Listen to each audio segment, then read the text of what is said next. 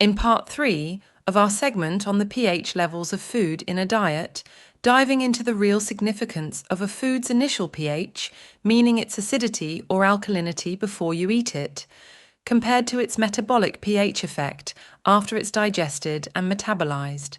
Which of these matters more when it comes to good overall health and sustainable muscle development, especially for generally healthy adults? Starting with a practical example. In the last segment, we referred to lemons. Lemons are acidic in their natural state, but once the body digests and metabolizes them, they actually have an alkaline effect. This demonstrates that it's important to focus on a food's metabolic pH effect, rather than solely on its initial pH before consumption. But not all foods significantly change character, like lemons. Some foods, like most animal-based proteins, are acidic in their natural state and stay acidic even after metabolism. The big picture here is that our body's acid-base balance over the long term is shaped by the cumulative effects of how all these foods are processed in our bodies. When your body is exposed to a consistently acidic metabolic pH, it may lead to negative health outcomes such as poor kidney function, increased acid retention, and muscle wasting over time. These changes may, over time, affect overall health and well-being. In addition, Williamson and colleagues in 2021 point out that the typical modern Western-style diet, full of processed foods and animal products, can throw off your pH balance and even help drive disease. But why? A big reason is the high intake of exogenous acids, which are acids that come from outside the body or those that create more acidic ash, like those found in certain foods, drinks, or medications. They further explain that if you're exposed to more acids than your body can effectively buffer, especially through long-term dietary habits, it may encourage metabolic stress and, potentially, chronic disease. Breaking this down a little further, first, there's the initial pH of a food, which is simply a measure of how acidic or alkaline that food is before digestion. Many foods that taste acidic, such as lemons or apple cider vinegar, actually become alkaline forming after digestion because they're rich with minerals like potassium, magnesium, and calcium that help neutralize acids. Second, we have metabolic pH, the net effect after digestion and metabolism.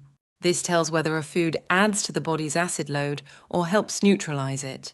Potential renal acid load is one such measure used for this. Acid-forming foods are usually high in protein, phosphate, and sulfur, like animal meats, dairy, and certain grains.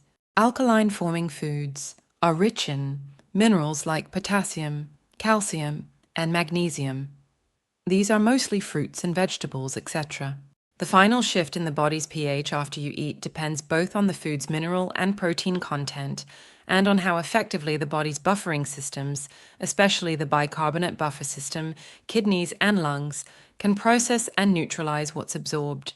If the food's effect is balanced, or if the body's buffers are working at their best, the result can be a neutral pH. The bicarbonate buffering system in particular is the key player here, working closely with the kidneys and lungs. For example, the potassium and other alkaline minerals in a lemon are what make it metabolically alkaline, once its citric acid is broken down by the body's buffering systems and excreted via the kidneys. Beyond diet, it's also important to consider the impact of synthetic pharmaceuticals.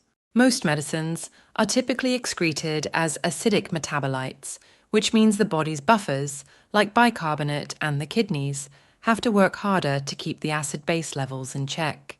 Williamson and colleagues also highlight that, in the past, it was thought that any change in pH inside our cells would be quickly neutralized and therefore insignificant. But newer research shows that even brief shifts in cellular pH can trigger important signals, activate proteins, and affect how ions move within the cell, sometimes before the body's buffers can respond. This suggests that eating more base-forming foods may help the body holistically combat disease by supporting these physiological and cellular processes. One of the major buffers the body uses in pH balance is the bicarbonate buffering system, which keeps blood pH stable by neutralizing acids and removing them as carbon dioxide and water exhaled through the lungs.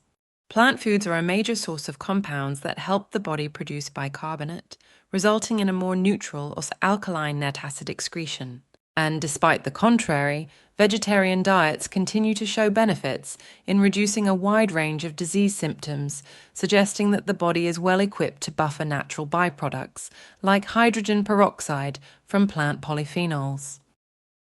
So, pause to consider daily eating habits. Consider not just solely how you feel in the moment, but also account for what you're actually consuming.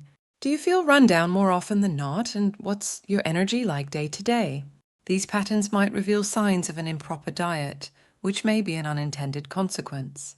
A diet with a high potential renal acid load strains the body to work harder to maintain this balance. Even though the body is excellent at regulating pH, reputable sources suggest that a consistently acidic diet may have long-term consequences.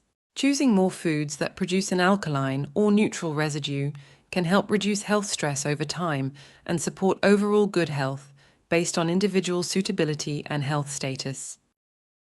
Thanks for listening in. If you found this helpful, subscribe to the channel and stay connected for more holistics.